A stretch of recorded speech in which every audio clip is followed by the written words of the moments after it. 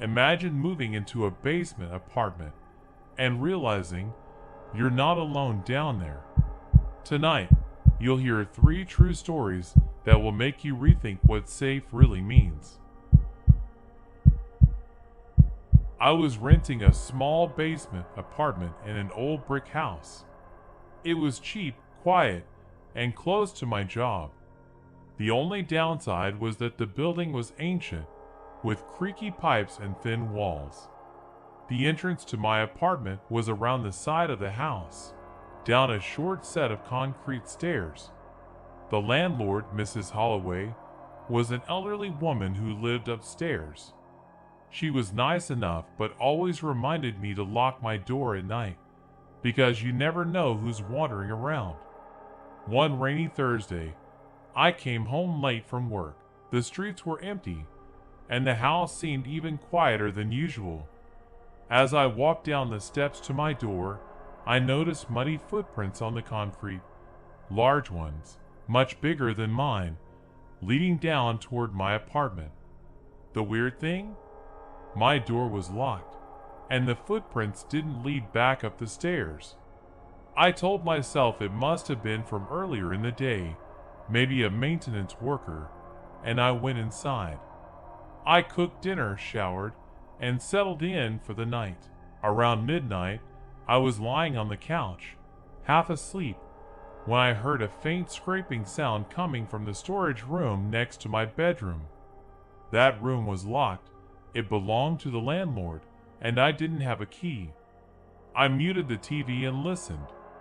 The scraping stopped. Then came a slow, dragging sound, like something heavy being pulled across the floor. I got up and pressed my ear to the wall.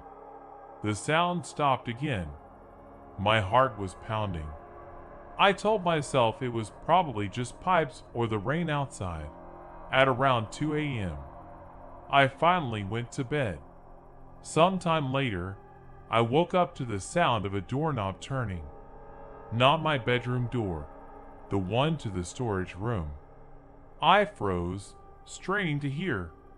There was a quiet click, like the sound of a latch, and then slow footsteps. They weren't coming toward my bedroom. They were moving toward my kitchen, but in my apartment, that meant they had to pass by my bedroom door. I held my breath as the steps grew louder, stopping just outside my door.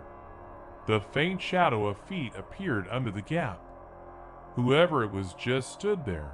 After what felt like a full minute, they moved away, but I didn't hear the front door open. I reached for my phone, but before I could dial, I heard something that chilled me more than anything else. A whisper. It was too quiet to make out words, but it was coming from right outside my bedroom. I couldn't take it anymore. I called 911 and whispered to the dispatcher what was happening. The operator told me to stay put and that officers were on their way. I could hear faint movement again, but then, nothing. Just silence until the police arrived. They searched my apartment and the storage room. What they found made my stomach turn. Inside the storage room was a small pile of blankets, food wrappers, and an old backpack. Someone had been living in there. The lock on the storage room door had been tampered with from the inside. The police never found the person. The muddy footprints, the whispers, the footsteps, I still don't know how long they had been coming and going. The next morning, I moved out. Mrs. Holloway didn't seem surprised when I told her what happened. She just sighed and said, "That's not the first time. I still think about it, especially on rainy nights when the streets are empty. Sometimes I wonder if they found somewhere else to hide, or if they're still in that basement." It was a little after 1 a.m. when I heard the knock. Not loud, not urgent, just steady. 3 knocks, a pause, and then 3 more. I live in a quiet suburb, the kind of place where you know your neighbors and unexpected visitors at night just don't happen. My dog, Milo, lifted his head from the couch, ears perked but strangely silent. Normally, he barks at the sound of a leaf falling, but this time, nothing. That, somehow, made it worse. I muted the TV and sat still, waiting to see if it was just my imagination. Another set of knocks followed. I slowly got up, my bare feet making no sound on the carpet. My front door has a frosted glass panel on top. It lets in light, but you can't see details clearly. As I approached, I could make out a blurry outline. Someone was standing there. Tall. Still. I didn't open the door. Instead, I called out, "Who's there?" Silence. The figure didn't move, didn't speak. I reached for my phone and was about to dial 911 when another knock came. Slower this time, almost deliberate. I was starting to feel sick. I turned on the porch light. The shape became clearer, though the glass still hid the face. It was definitely a man, wearing what looked like a hooded sweatshirt. He was just facing the door, unmoving. "I'm calling the police," I yelled, my voice shaking. No reaction. I backed away, phone in hand, and finally hit dial. That's when Milo growled, not a bark, but a low, rumbling growl that I'd never heard from him before. I glanced back toward the door, and the figure was gone. Just gone. No footsteps, no fading shadow. I ran to the front window and looked outside, but the street was empty. The police arrived 15 minutes later, and I explained what happened. They searched the area but found nothing.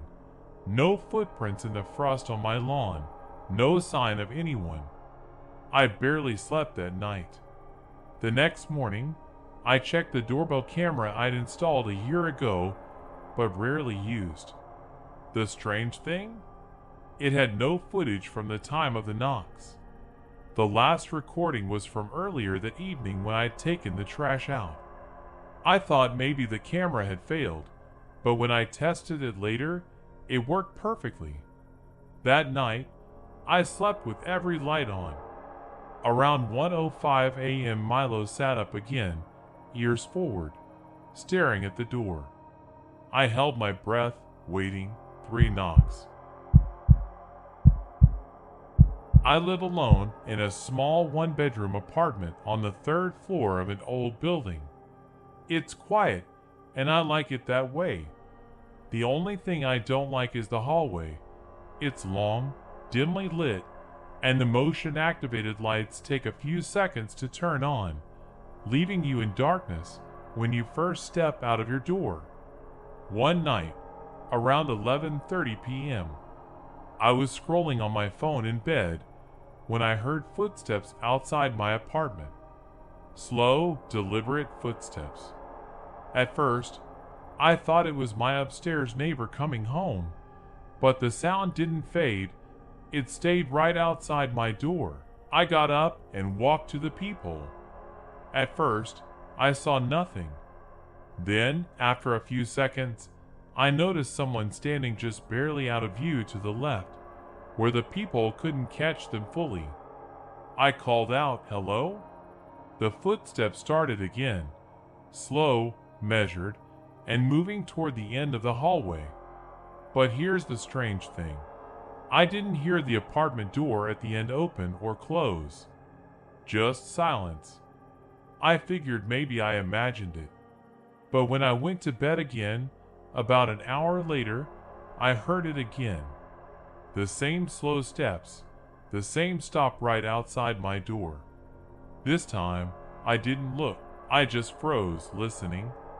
After about a minute, the steps continued, but instead of fading toward the exit, they came back, right in front of my door.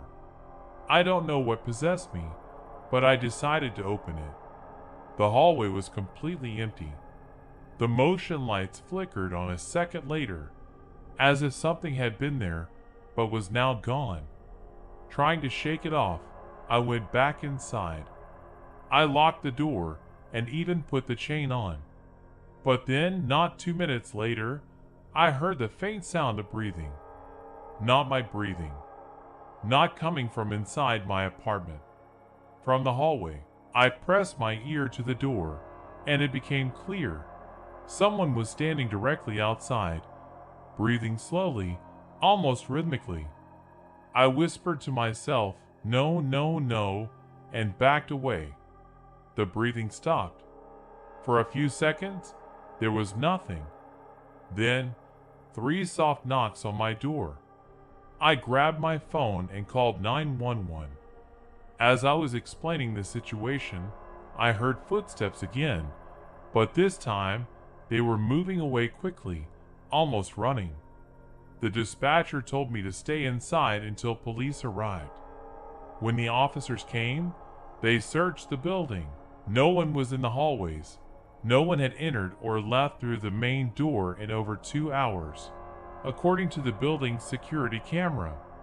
That's when the security guard said something that made my skin crawl. That hallway camera has been acting weird. It records everyone during the day just fine, but after 11 p.m. it sometimes doesn't catch people walking past. Almost like they're not there. I slept with the lights on for the next week. But every so often, around midnight, I still hear those slow footsteps in the hallway. And I never, ever open the door anymore. If you made it this far, maybe you belong here.